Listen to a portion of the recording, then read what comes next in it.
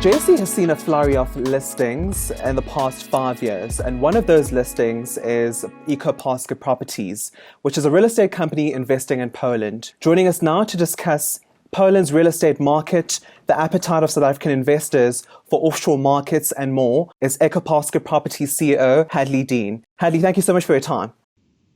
Good afternoon, it's a pleasure. And Hadley, where we can just start off, a good starting point, I think, is for you to lay out the investment case and the Polish market. You focused on the retail sector, but for our viewers, perhaps give us a brief explanation of how the Poland's property market is faring and the retail sector in particular, where you focused.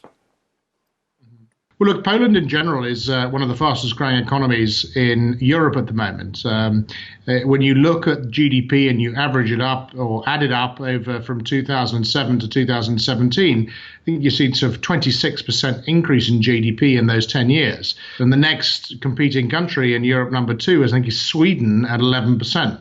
So Poland has been growing consistently through the last, let's say, financial crisis. This is down to many, many reasons, but one of the reasons is that a lot of back offices, businesses from Western Europe moved their back office and mid-office operations into Poland.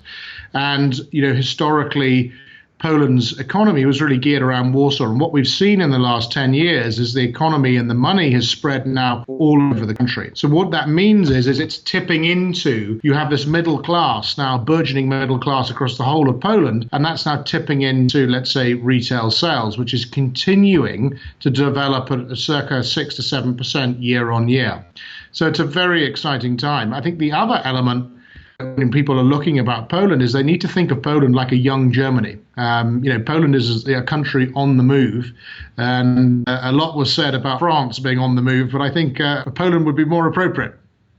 Yeah, and given those dynamics, Hadley, the GDP growth, retail sales that you are seeing at this moment, just what are the sort of type of retail investments are you as Eco seeing in Poland? Just what are you looking for there in that market? Well, we're looking really at, we have three strategies on retail. So our first strategy in retail is we need to be in Warsaw. This is why the Machini acquisition of a 80,000 meter development, a retail development right at the end of the metro line in Warsaw was strategic because it gave us an entry into Warsaw in 2019. And Towarowa 22, as you'll remember, is going to be one of the largest developments in any capital city in the next, let's say, 5 years. And that's 110,000 meters, again, right on the metro line, slap bang in the middle of the city. So Warsaw was key, but we feel now with those two assets, we will own 2 out of the top 5 retail assets in Warsaw. The second element is we wanted to be in the big regional cities where we weren't. So, for example, we weren't in Krakow, so we bought Zakopanka at a yield of 10%. We think it's a cracking asset, and we believe there's a lot of asset management we can do to increase the NOI. So the other cities we're not in is, let's say, Łódź, Poznan, and Gdansk, and we will look strategically at opportunities within those cities. The third strategy is we're looking at what we call power cities. These are cities that have a catchment area of about 150,000 people, have a 15-minute drive from one side of the city to the other city, and who have over 25,000 meters, including a cinema. So no one in their right mind would ever build another shopping center in these cities. So they have a dominant catchment area that are easy to defend, particularly if they have extensions. And this is why the Blackstone portfolio, which we recently purchased, is so exciting for us, because that fits very much into that strategy. And the reason why we're so excited with these power cities is simple, is that is where the fastest increase in disposable income in percentage terms is happening in Poland. And specifically on Echo, when you look at your property fundamentals, such as vacancies and your weighted average lease periods, just how is the portfolio faring? Because in South Africa, we do have a big challenge of vacancies being on the up as a result of sluggish economic growth. We've just been downgraded to junk by 2 major credit rating agencies. But on a property portfolio basis, can you just paint a picture for our viewers about how Echo's property portfolio is faring? Sure. I mean, it's extremely well. I mean, our year-on-year footfall increase was at 3.3%. and that is when you compare the rest of the market at 1%. And our vacancies, I think, are around under 2% or around 2%, which is normal on a portfolio of this size, which is sort of 350,000 meters. Yeah. And also looking at the office side, are you as bullish into Poland's office property market? Is that a key focus for Echo? Look, it's a very good question. The benefit of offices, of course, is they typically dividend quite good income, which it's always nice. But, we're very focused on expanding our business on the retail side. And we intend to, by 2025, dominate retail in Poland. And when you're looking at a retail strategy, you either take, let's say, a linear strategy where you choose to own the top 5 shopping centers in each country you move in, or you go vertical. And we intend to go vertical in Poland and dominate the retail market in Poland in shopping centers of over 25,000 square meters. Yeah, yeah. And what's the sort of, cost of debt in Poland versus yields on property? Because in South Africa, we do have a scenario of negative gearing, meaning your cost of debt is much higher than your yields on property. But is that the case in Poland? Not at all. It's I get asked this question the whole time in South Africa, but because our average cost is we fixed it, we hedged it for over 5 years now, and our average cost of debt is, I think it's 1.85%. So, when we're telling, let's say, investors, European investors, we intend to get our LTV down to 50%, they were like, well, why? Why are you doing that?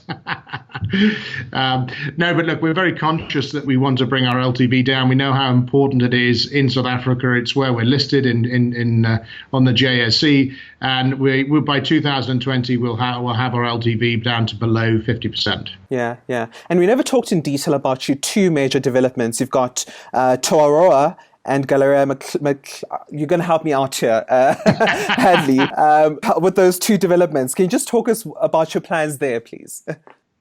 Well, certainly, as part of our 3-pronged retail strategy, Warsaw is our crucial development.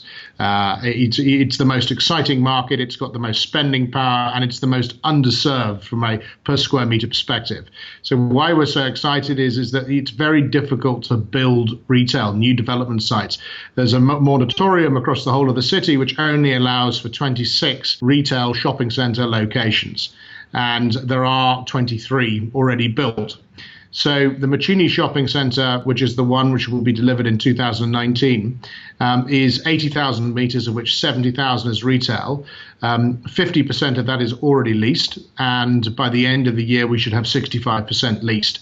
So it's a great location. It's right at the end of the metro. You have 40,000 people who use that metro location, because it's not just a metro location, it's a tram location, it's a bus stop, it's a huge trans node. So we're very excited about that.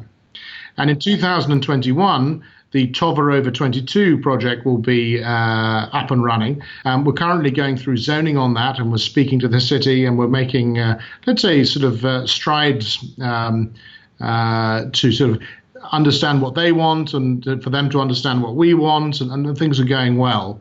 But we're very much at the initial stage. But the plan is to create something really unique for Warsaw, a real modern 5th generation city centre experience, which combines retail with the community, with a huge 1.5 hectare park, where we'll be holding events, and we'll probably be doing Red Bull skiing competitions off the roof. I mean, it really will be a destination. Yeah, sounds like you've got your hands full. But 2 last questions, Hadley, before I let you go. As I mentioned in my intro, there has been quite a flurry of offshore listings on the JSE. I think investors now have close to 20 offshore offerings on the JSE. But what has been the investor response to EPP since listing? And is there appetite for the Polish market from South African investors? I believe so. Otherwise we wouldn't have listed in Johannesburg. And I think, one of the great things about a lot of people ask why, let's say, so many South Africans are investing into Polish real estate. It's a bit, the South African economy and investors understand real estate. It's sort of in your DNA. It's in your blood. It's a bit like in the UK. It's owning property is almost a fundamental right. Yeah. And so you have a very, very mature market, but also that you have a lot of similarities with the Polish market in the fact that it's a very quickly developing country. So to answer your question, we have, since listing in September, we have bought 7 new retail locations and 4 office buildings. We've successfully had 2 equity raises totaling 250 million euros, which were heavily oversubscribed. And I think people believe in what we are doing, because we are the 4 Ps. We are a pure Polish property play, and we're not trying to be anything clever. We want to dominate retail in Poland. And we believe by specializing in one country and dominating that one country, it'll give us, our clients and our tenants, the economies of scale that are required in a competitive market.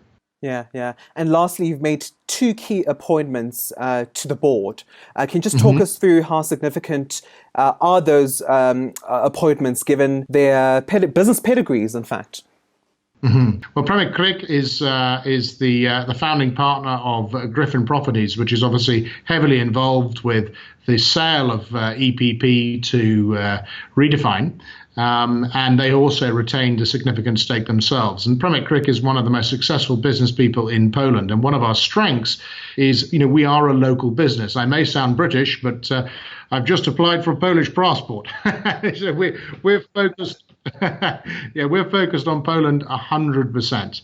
And Jacek Baginski is our new CFO. And Jacek brings 20 years of, let's say, listed retail CFO experience. So he has been the CFO of one of the largest retailers in Poland. So it's also extremely important that we understand who our clients and what our clients are thinking. So that's a very significant appointment too.